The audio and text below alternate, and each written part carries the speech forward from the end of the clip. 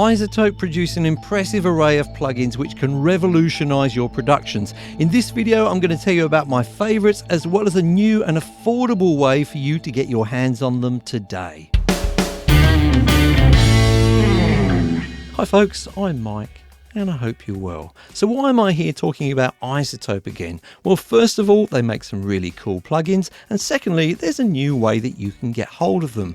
iZotope recently announced iZotope memberships, a way that you can get hold of some of their best plugins and also some exclusive educational content on a subscription basis. Now, I know that subscriptions are not for everyone, but I really love them as long as they're offered as an alternative to the regular way of buying things. And the good news is you can still buy iZotope plugins in the regular way. Now, for $19.99 per month or $24.99 per month, depending on what you want, the good news is you'll always have the most up-to-date versions of all of the plugins. You can follow the links in the description down below to find out all of the details, but I thought in this video I'd be completely self-indulgent and tell you about some of my favorite plugins in their collection. Let's start off with Ozone. The Maximizer plugin which comes with Ozone is always the final step of my mastering chain, and it always feels like cheating when I'm using it, and that's because it makes what used to be a fiddly job an absolute breeze. Let me explain. When you release your music these days, it's likely to be to a streaming service such as Spotify or SoundCloud. Now, that streaming service will have certain requirements, and it's in your interest to meet those requirements so that your song sits well in terms of loudness with other music on those services. Now, our key requirements are going to relate to loudness and peak levels, and getting these right in the past required a bit of trial and error, usually with some kind of limiter. So how easy is it with Maximizer? Well, I'm going to need a true peak level of -1 dB to meet the Spotify requirements. So I'll go ahead and drag my ceiling down here to -1 dB and just click on true peak there. And the next requirement is going to relate to LUFS, the average volume of the music, or the average loudness of the music. So I'm going to go ahead and just make sure that my target is set correctly there. Now, -14 is what Spotify requires, so I've already got that set there, but I can change it to anything that the platform requires. I'll then go ahead and click on Learn Threshold and then simply play my song. So that's playing now in the background. You can't hear it because that would be irritating, but you can see that it's adjusting the threshold as it listens to the music, and it's trying to make sure that we do meet that target there of -14 LUFS. Now, I normally like to play the song all the way through from beginning to end, but you can get away with just a section if you've got a really sort of constant volume of your song all the way through. But as I say, my preference is from beginning to end. I usually go away, have a coffee or something. Then when I'm done, the track will stop, and then I can just release this Learn Threshold switch here, and then I can just keep that threshold which it's found will reach that target there. It's as easy as that. It makes me feel really confident that I'm going to reach those targets every single time, and I don't have to fiddle around with it. Now, there are some other controls so that you can change the character in terms of the release times, the transients, that kind of thing, and there's some different algorithms available here so you can find the one that you like. But all in all, you just generally use these 2 or 3 controls to set the levels correctly for the platform, and it makes it an absolute breeze.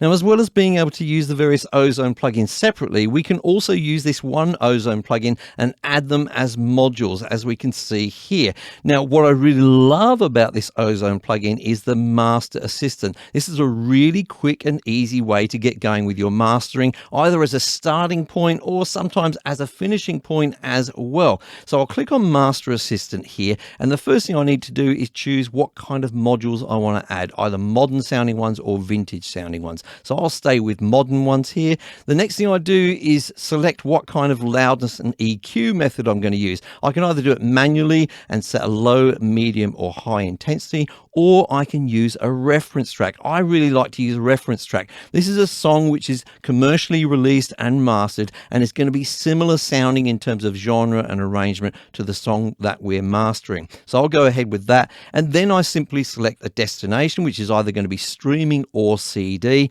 and then I click on next, and finally I play the song. Now, this is going to go ahead and do its wizardry. What I really love about this is I think the results you get from this are often, if not always, as good as those automated services that you get online for mastering. You know the ones I'm talking about. I'm not going to name them by name, but I really think that with this, you get a result as good as that pretty much every time. So in that way, you're already probably saving money if you're mastering quite a bit of material during the course of a year or what have you. So it's almost done here. Let's see what it's done. I'll accept its results there. You can see it's added in an EQ and it's set up an EQ curve there to try to match that reference track there. It's added a dynamics module there, but it hasn't actually switched it on. Then it's added a dynamic EQ to control some particular frequencies there. And then it's finished off with the maximizer to adjust the loudness of the track. Now you can go ahead and tweak that. You can either tweak those modules there or you can add modules in. I may like to add a little bit of stereo imaging, so I could add the imager in there. I'll just drag it back there a little further back in the chain and I can go ahead and make my adjustments there. It's a very, very good workflow. It's very quick and easy. And if you're like me and you sometimes have to get things out really, really quickly, either as demos to people or to things like YouTube, then this is a very handy tool indeed. So a plugin which is often overlooked in my opinion is tonal balance control. I use it all the time and it's very handy for seeing how your track compares in terms of frequencies with common EQ curves from particular genres. Now I want to stress that right at this moment this isn't included in memberships, but it is coming very, very soon according to iZotope. So how do we use it? First of all, we go ahead and we select a genre. So it's currently set to bass heavy. I'm going to go ahead and select folk because that's the kind of song I'm using, and then I'll go ahead and play the song. Now it takes a little while to sort of analyze the song and settle down. It's got these 4 bands here and these areas here are indicating what's expected for this genre within those bands. Now we can see that in terms of the lows, the low mids and the high mids, I'm sitting nicely there within those acceptable parameters. But in terms of the highs, they're looking like they're lacking a little bit. Now I want to say how I interpret this. I don't interpret this as the plugin saying, hey, you have to adjust the highs. It's really indicating, hey, there may be a problem with the highs here. You want to have a listen. You may want to increase them because ultimately you really must use your ears. Now, the neat thing is that I don't have to then swap out to my EQ plugin if I'm using the Ozone EQ plugin.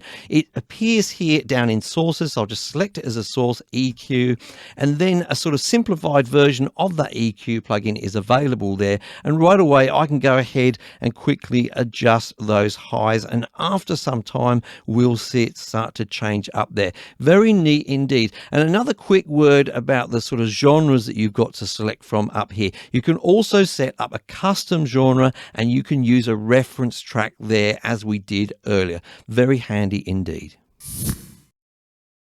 RX has saved my life on many occasions by fixing the seemingly unfixable. Let's have a listen to this vocal track I've got loaded up here and see what's wrong with it. You've taken my heart and you give it. Well, for a start, I really don't like that big breath at the beginning there. So I'm just going to highlight that area there and go for the breath control tool here. I've got some settings already set up here. Let's have a preview and see what it does on those settings. You've taken my heart. Okay, it's really gone ahead and it's suppressed that breath a lot there. So I'm just going to render that. I'll keep that change there and I'll move on. Let's have a listen from here. Heart and you give it up. Do you hear that big plosive there on the word up? Let's have a listen again. It up. That's horrible. We want to get rid of that. So I'll highlight that area there and I'll go for the deplosive tool here. I'll keep it on these settings. See how it sounds. Give it up. I'm trying to feel. Okay, it hasn't got rid of it, but it certainly sounds an awful lot better. I'll render that one. I'll go ahead and do that. Close that tool off. I want to listen to this section down here. Let's have a listen to see what we can hear here. Couple. Do you hear the drums in the background there? That is the sort of backing track that I was listening to as I was singing, and I obviously had some bleed from the headphones. So I'll select that area just there where we could hear that, and I'm going to go for the de-bleed tool. Now with this tool, I can select a reference wave. I've already got it selected here, the drums wave here, and I'll just click on learn. It'll analyze that. That's the backing track that I was using to sing along with. It's going to use that as a reference to get rid of those drums. I'll click on render, wait for it to do its business, and then we can close that and have a listen now. Boom. there, and those drums have gone, but I've got some sort of mouth clicking going on there. I'll highlight that area again, and I'll go for, let's go for mouth D-click, that plugin there. Again, I'll keep it on these settings here. I'll have a preview. That hasn't completely got rid of them, but it's done a really good job of getting rid of most of them. You could obviously play around with the settings.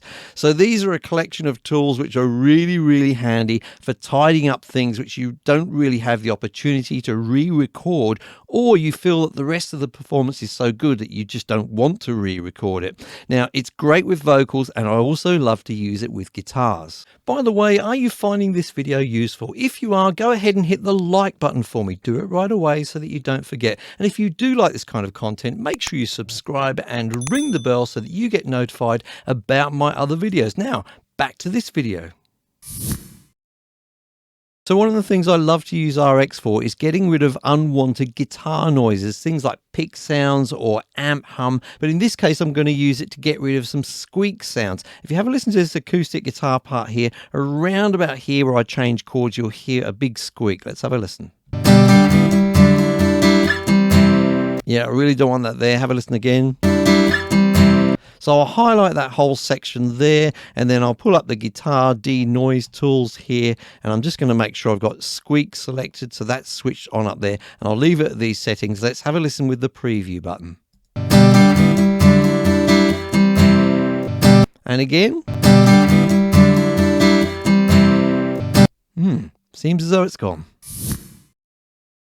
Another assistant which I think can be useful is the vocal assistant from within Nectar. Now, for those of you who don't know, Nectar is a totally vocal orientated plugin. It's got several modules which help you to sculpt a vocal sound, as you can see here. Now, the track I'm going to be using is this female vocal track with a piano backing. I've used it many times on the channel before, and it sounds like this. You've taken my heart and you give it up. Trying to figure out how to fill your cup.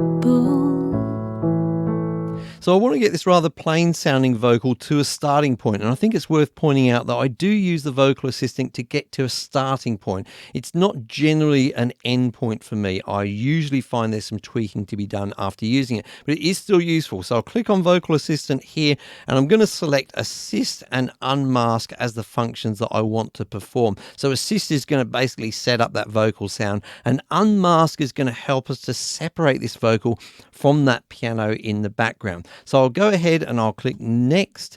I'm going to have the vibe set to vintage. I think that's going to be most suitable for this vocal. And I'll have the intensity as light because I don't want this to sound overproduced at all. Now, the unmask feature requires me to select a source. Now, I can do that because I've used another plugin which is called Relay, which is included with membership. And I've put that plugin on the piano track. So I can now select that piano as a source there to unmask our vocal from the piano. So I'll go ahead and click next, and it's going to want me to play the track now. Now I'm going to play it and it will start doing its magic, and I'll fast forward the video to when it's done. So it's done its magic, and I'm going to click on the accept button there, and we can see that it's added a pitch module there. It's added a gate, but it hasn't switched it on. It's added an EQ module, a de-esser, another EQ module there, a compressor, and also a reverb. So let's have a listen to the result. You've taken my heart and you give it up. I'm trying to figure out how to fill your cup.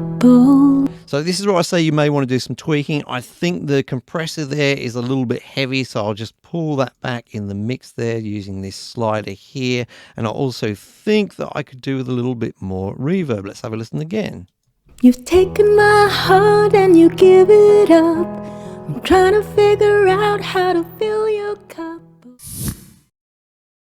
So another one of my personal favorites is Sculptor. Now this is a part of the Neutron package, and you literally use it to sculpt the sound of either an individual instrument or even a full mix. So I've got it inserted on an acoustic guitar track here. So I'm going to go ahead and select a target. This is guitar, so I'll click on guitar, and then I'll click on acoustic guitar here. Now what it's going to try to do is have the EQ curve match a predetermined curve, but you can adjust how much it does that and the way in which it does that. So I'll start off by playing the track, and you can see it's applied at 50% at the moment, and I'll play around with this control. I'll move it up and down. You can hear the difference it makes.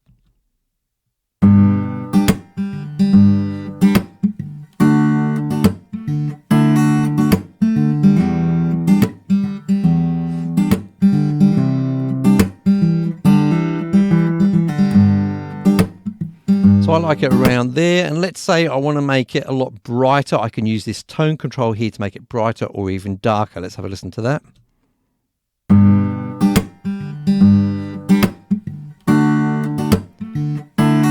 So I really like the way that that's sounding now. It's sounding a lot more present. And then the other thing that you can adjust or use is the speed control. This basically controls the attack and release of the effect on the original instrument. Let's have a listen to that now.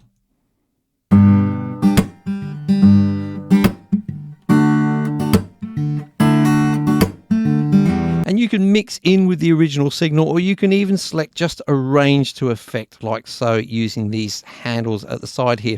Just a really interesting way. If you're kind of in a fix with an instrument, you're struggling to get a sound, I think this is a great way to get a nice starting point.